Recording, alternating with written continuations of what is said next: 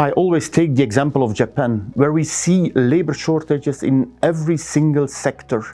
And the same goes for Europe and US. We have seen in the past really a lot of supply shortages due to labor shortages. It is clear that the shrinking active population and the aging population at the same time will leave us no other choice than automate and robotize as much and as fast as possible. Moreover, this will not be limited to the manufacturing industry only. Also in the service industries, robots will play an even more important role. Again, for Japan, there will be a shortage of 400,000 nurses. So that's also the reason why you see in Japan already these so-called robo-nurses that take over a lot of the tasks from the traditional nurses. Again, this demographic trend will urgently need more robotization, more automation in order to be able to continue to cope with all the shortages that we see in the manufacturing industry and in the service industry.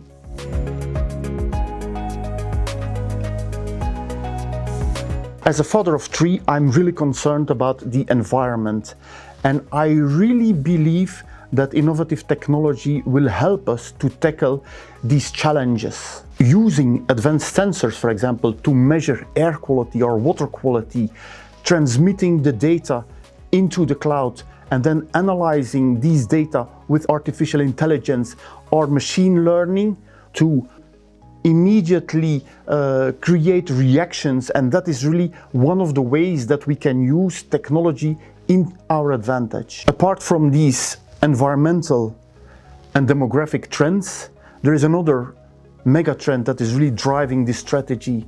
That's really the technological revolution that we are currently living. The speed at which technology has evolved is really unrivaled, as we have currently almost unlimited access to computing power, to storage. A lot of new technologies are being developed. Think of Internet of Things, artificial intelligence and machine learning, advanced battery use, move to the cloud, cobots, which are kind of an advanced form of robots, of the more traditional robots. All these technologies will potentially provide enormous revenue streams, and this type of strategy is really well placed to benefit from these trends.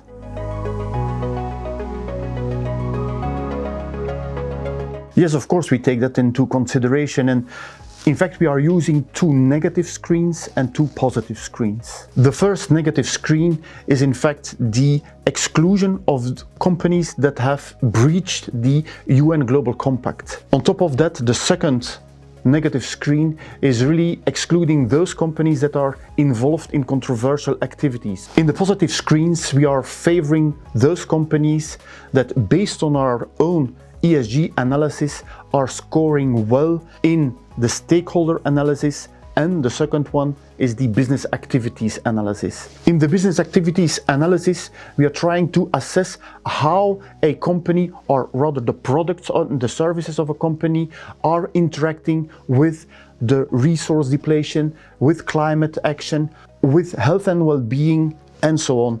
So after all, these companies that are scoring well on these two positive screens, they are favored.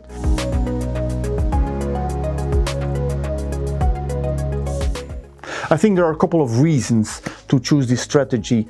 The first one, in my opinion, one of the most important one, is really the exposure to three very important secular long-term trends. Another reason to choose this strategy is because of the very experienced management team.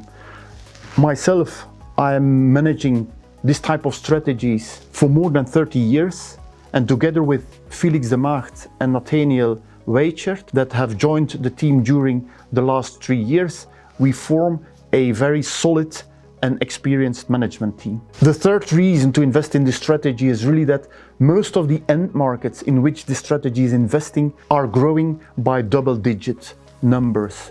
To give you an example, the investments in artificial intelligence will grow by 20% plus for the coming years. And finally, we have also an advisory board in place. This advisory board consists of academic people with business experience, and they help us to understand the technological evolutions in this very particular market.